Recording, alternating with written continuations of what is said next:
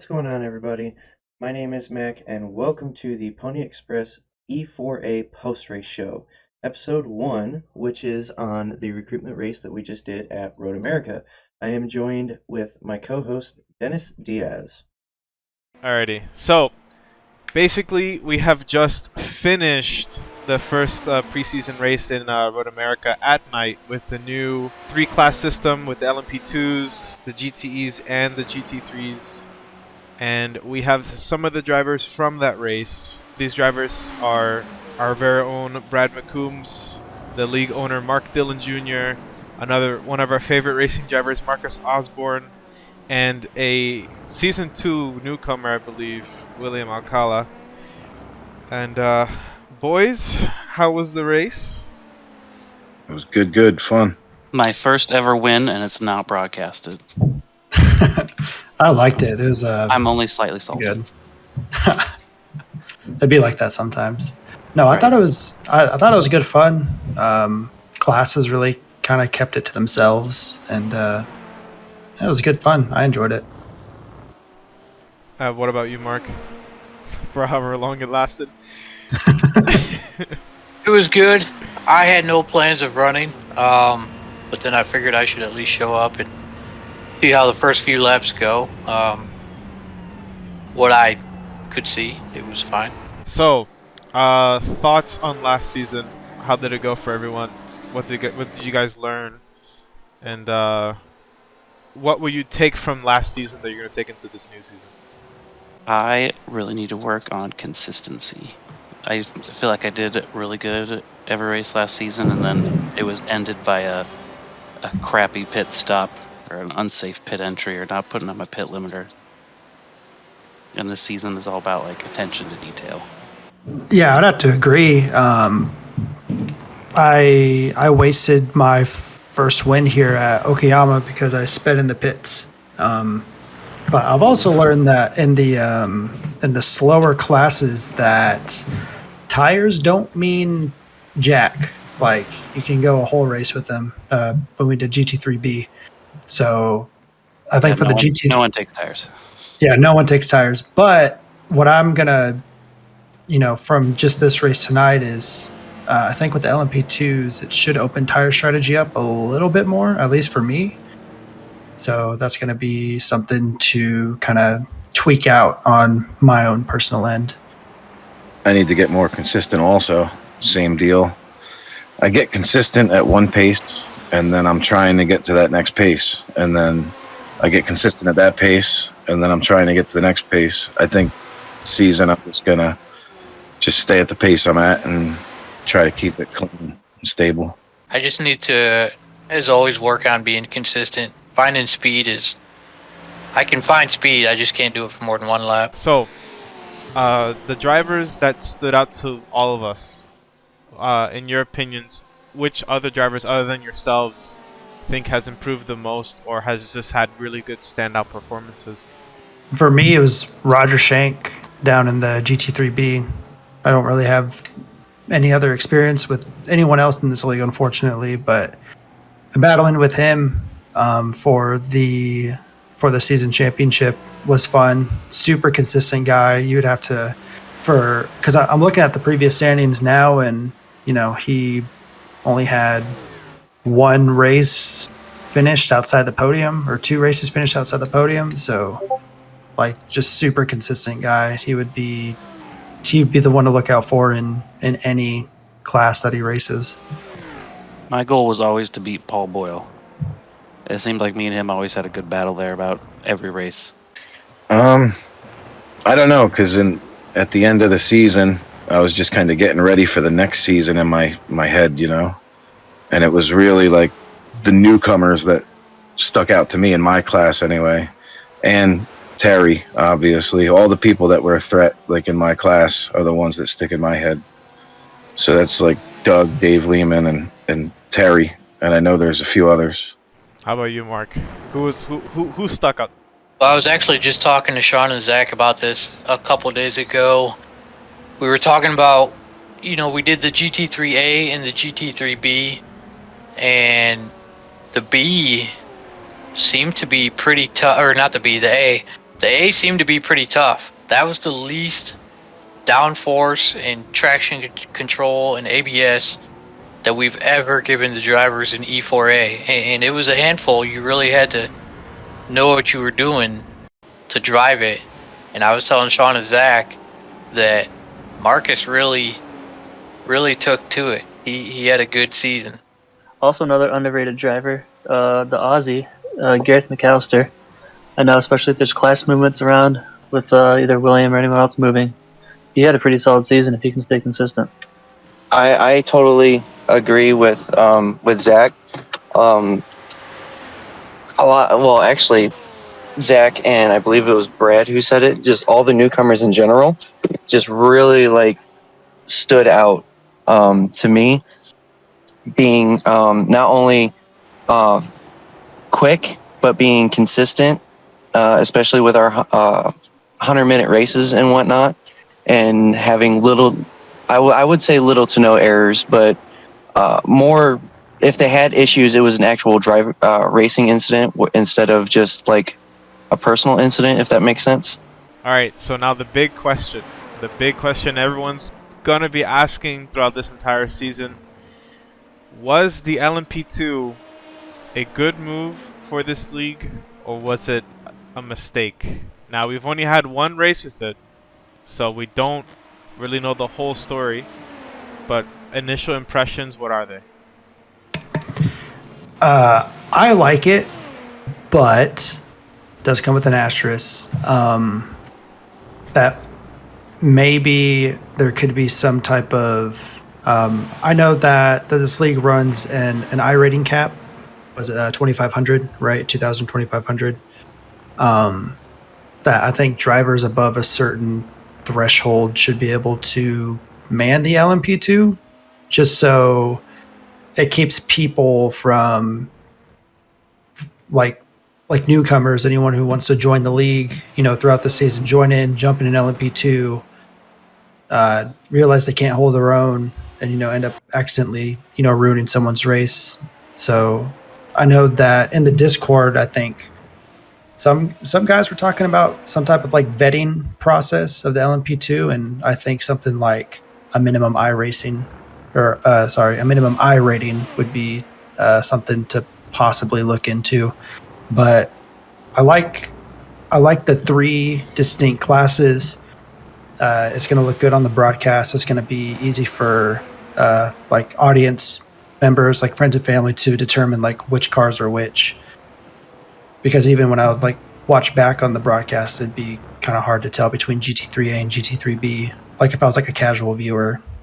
But that's kind of like my 2 cents on it. I would kind of agree with the whole vetting process, but driving GT3 tonight, I really didn't have any problems with the LMPs coming up and around me. I didn't feel like I was dodging people. It just seemed like it was really easy for them to get around me, and it went pretty smooth, honestly. Yeah, tonight wasn't so bad. I got the same kind of worries as William, maybe a few races down the road. Someone who doesn't have a lot of experience just jumps in the LMP2 because a lot of people gravitate towards that car. And I was thinking the same thing, like maybe people that have been in the league at least know we're all pretty courteous for the most part, and everybody respects each other and stuff. That's just the only thing. That car can be a missile. Yeah, and I think it'll be good too. Like Dennis said, it's only been one race, and I know Mark even pointed it out that it went pretty good. It went pretty well here, but it should have. So at least we're off to a good start, and I think we have a couple races to see, especially like on a smaller track, how they're going to handle, how everyone's going to interact. So it'll be interesting. I know everyone's got their eye on that, but it's probably going to end up being a time will tell sort of deal. Mark, do you have any insight on the LMP2 class coming in? Whether it was a good or bad idea? Based off of tonight, it went fine. Like Zach said, it's Road America. It's well known. It's easy. It's plenty of places to pass, some straightaways. My opinion has always been that the LMP2 is not something that amateurs should just be jumping into. It's a whole different ballgame. I would say the car is on thin ice. You know, obviously, if anything is a poop show, the car wouldn't stick around for another season. But to be fair, drivers of that car are going to be on even thinner ice. We have done it before, where we've asked a driver to move down a class because we didn't think they could handle the car that they were trying to drive. And I think that if that situation arises again this season, that would probably be our first step is, you know, maybe we might have to move a driver or two out of the LMP2 versus just deleting the LMP2 completely. So trying to be open-minded. Tonight I didn't see any problems, but it's going to be a whole different story when we've got 50 cars at Canadian Tire. In my honest opinion, I think since the beginning, I remember season 2 when we discussed it, I honestly thought a vetting process was probably going to be the best thing. Maybe the people that are guaranteed to be in LMP were like champions of previous classes if they wanted to move up, because to be a champion you have to be very, very safe and consistent most of the time. And then after that it would be, say if you're in GTE, maybe the top 4 or 5 people are eligible to go, or like the top 3 or 4 of every class are eligible to be in LMP. Because, you know, as I said, to be near the top, you still have to be consistent and very, very fast. But it's kind of hard because you're kind of shunning other people away from even trying it. Like Mark said, it's like, who are we to decide who has the skill level or not? Hey guys, we're going to take a quick break from the amazing conversation that we were having about the recruitment race to talk about our, I guess, partner. It's the Pony Express Sim Racing podcast hosted by J.R. Kopp. You can find it on Spotify, the Apple iTunes Store, Google, anywhere you can find a podcast, you can find this podcast. He already has 2 episodes out. Episode 1 having founder and owner of the Pony Express Sim Racing League, Mr. Mark Dillon Jr. Episode 2, which just came out this past Monday, has the voice of E4A and soon to be the O4A, the Open Wheel 4 Amateurs League, Mr. Sam Cooper Bennett. And episode 3 that comes out Monday after post-race show here has our very own Mr. Dennys Diaz on the show, talking about his 3 straight championships in E4A. Also talking a little bit about the post-race show and what we're doing and what we're all about. So make sure on Monday night you go and check that out over on Spotify, Apple iTunes Store, Google, anywhere that you get your podcast from. Make sure you get it. It is PE, that's capital P, capital E, Sim Racing, the podcast. So for the results of the Road America pre-race preseason tests, overall winner we have Zachary Nuremberger. GTE class winner would be Doug Buchanan, and GT3 class winner was Marcus Arsborn. Well then, I guess to get into the nitty-gritty of the recruitment race that you guys just got done doing at Road America. Well, Zach took overall win in class LMP2 class win. Basically fuel strategy, right? A little bit of everything, other than skill, I think. I didn't hit a wall, which is good. It rarely happens. I saved some fuel, rarely happens. Well, at least rarely happens successfully. I think I got lucky with the competition caution. I mean, that's really what happened. Had I would have pitted there without the caution, I don't think I would have made it on field. I think I finished with half a lap extra. So, hey, sometimes you sprinkle in a little bit of luck. I mean, unfortunately, Terry caught some grass. I think William ran into some trouble. I know Kyle crashed into Paul Skip. I mean, hey, I'll take it, but it probably won't happen twice. Okay. So, Brad, how was? Well, I'll just go down the list here. How was your run tonight? I know you were battling with Doug there for a little bit. Yeah, the beginning of the race was fun, and me and Doug had a very similar pace. It's going to be fun racing with him in the future. It was just a little too dark for me tonight. In my VR, I couldn't see my turn-in markers, and I was turning late on these two corners very, very often. So I was running way below the pace I'd really want to. The dark just got me.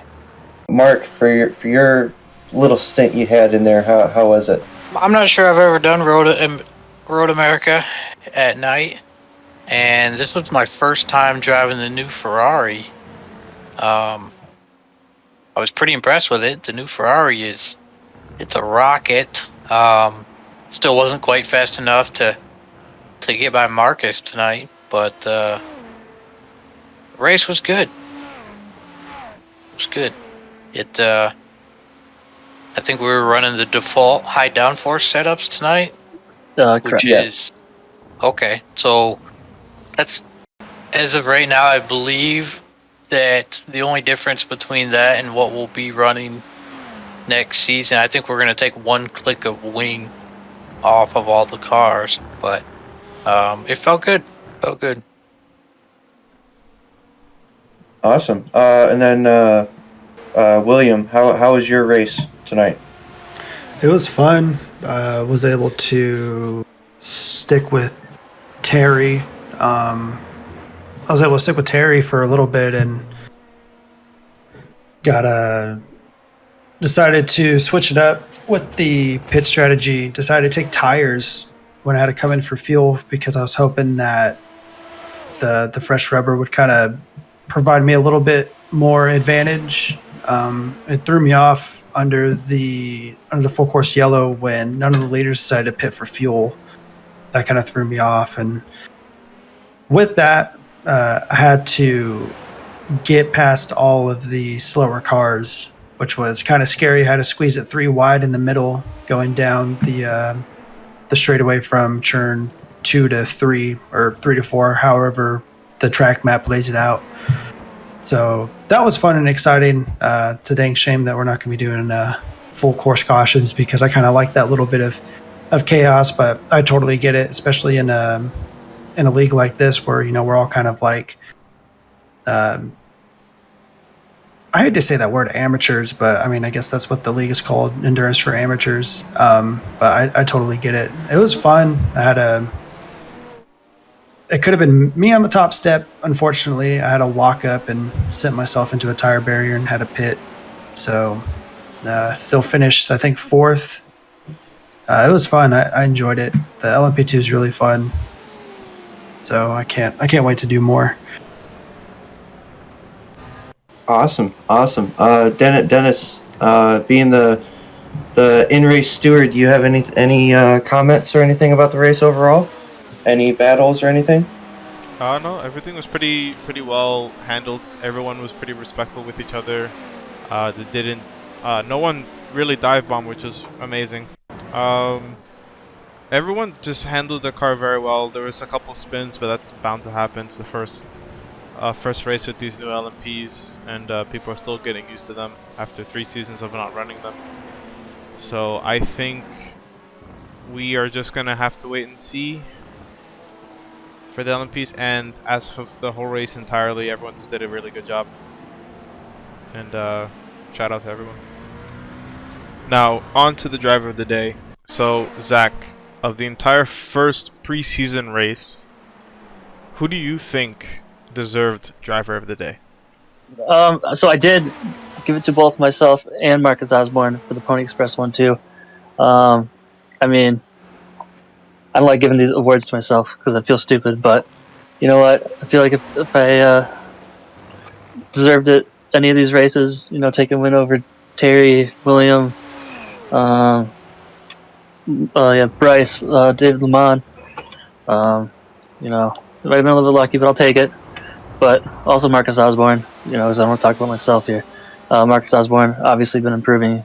He's had it coming to him all season, and there's definitely good momentum going in. I know he has competition from Roger Shank, Gareth, depending on what classes those guys end up in. But I believe he also finished a full lap above P2 in class, so you definitely can't complain about that. And of course, I'm happy to get the win and take the overall, but Marcus put on a heck of a performance, and that shouldn't go unnoticed. Okay, so next week, preseason, Canadian Tire, what do we think is going to happen at Canadian Tire? I definitely think it'll be interesting. I mean, we've alluded to it 1,000 times, and we don't need to keep beating the dead horse. But obviously, with the new cars, a smaller track, tight and twisty, we'll definitely see how that goes. I mean, it's obviously going to be smaller than the official race, or official race than our actual league race. We'll obviously have more cars, so it's going to be tough. Make sure everyone gets there cleanly, but we got to make sure we keep it extra clean because it's only going to get harder. But that'll definitely be interesting. Other than that, you never know. We might see the return of a few drivers that were missing. Could be possible that might make his much anticipated return after coming off his dominant GT3 season. So I don't know. It might be everyone pulling out their bag of tricks. I think so. Which different drivers? Maybe some of the newer guys will get in. Obviously, we're still recruiting. I know Mark's been doing that recently. He's been putting a lot of time in. We could have new drivers show up. We're not just racing with people that are going to be there at the beginning of the season. A lot of new people could come through and, size up our competition as time goes on. It's definitely going to be the race to see how the LMP2 reacts with the other drivers and how drivers kind of operate with and around the LMP2. So I think that's going to be the big takeaway from everyone, whether they're racing the LMP2 or not. It's going to be less about the actual race itself and to see how well this car can act, in my opinion.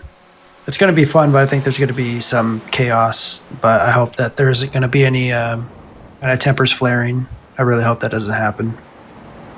I think it's going to be fun. I'm kind of excited to see it because it's a super technical track, and I think with the addition of the new car, it's going to be even more technical, especially for GTE being in the middle of the two classes. It should be fun, and it'll definitely be a good test for the LMP cars. I think it'll be good. Personally, I think Canadian Tire is also kind of an easy track, but it is definitely the shortest track we run on. So the LMP2s are going to be constantly lapping the GT3 cars, so there'll be a lot of traffic. I think there's other tracks that we will go to with a lot more narrow and technical sections. And maybe that's just me. I enjoy Canadian Tire. I think we may have more problems. So even Daytona, like me, Daytona's an easy track too, but there's just so much more tight stuff there than Canadian Tire. Other than that double right, it's pretty wide and should be pretty easy to pass. It's just going to be very repetitive, a lot of passing. Yeah, and to add on to that, I think you might have been talking to us about it too, but I think me and Terry were thinking about it. And 100-minute races, doing just over 1 minute lap times, you're going to be doing probably after pit stops, maybe in the 80s, 90s number of laps. So the short track like that, potentially 40, 45 cars. Just like you said, there's going to be a lot of stuff going on. You're going to have to have your head on a swivel all race.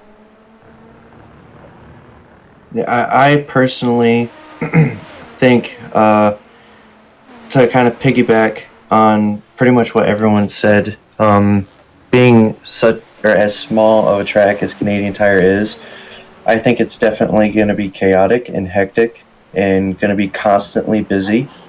Even if we do have a small turnout for the recruitment race next week, I think it's going to be hectic. It's definitely going to be a learning curve, especially with the new class and everyone's still trying to get up to speed with the car. And also to piggyback on what Brad said about the GTEs being the middle now, for 3 seasons, the guys have been running it for 3 seasons or 2 seasons or whatever. They're so used to being the fastest car that I think it was it. I could be wrong because I wasn't there tonight, but I think it was a little apparent that maybe some GTE drivers weren't expecting the LMP. Like they knew they were there, but they weren't expecting them to just there and then they're past them. They're not used to that. So I think with Canadian Tire being as wide as it is, aside from that double right hander, like Mark said, it's definitely going to be chaotic. Not really in the sense of wrecks, just in the sense of you have to pay attention to your surroundings, which I think we're all kind of beating the horse blind, saying pretty much the same thing over and over. But it's true though. Yeah, I think that's definitely a good point too that you brought up about the GTEs. I mean, obviously, for good reason, the LMP2 is the main talking point, but it's a big change for other drivers too that have been so long staying in front, trying to get past, set up passes, and now they kind of have the shoe on the other foot. But they're still trying to do the same thing that they have been doing. So it kind of throws a wrench in there where, obviously the LMP2 guys have their eyes on them, but there's a lot of other people that have to adapt also. Right. Yeah, I'm excited. I'm gonna say it here. I will be there next week. Come hell or high water, I will be there.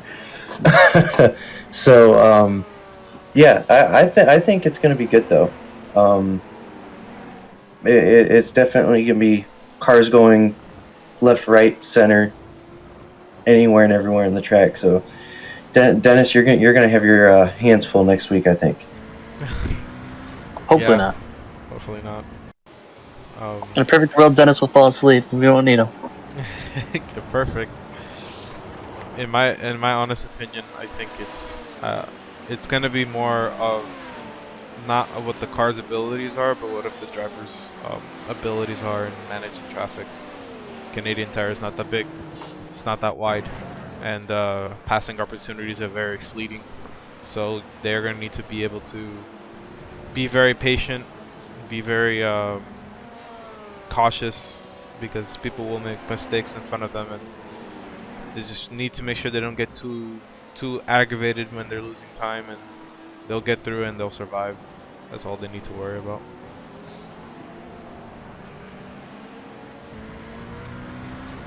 And yeah, I think that should be it. So thank you everyone for joining. This was the first installment of post-race show. Give everyone a round of applause, and we'll see you next time. We'll be in Canadian Tire. Thank you.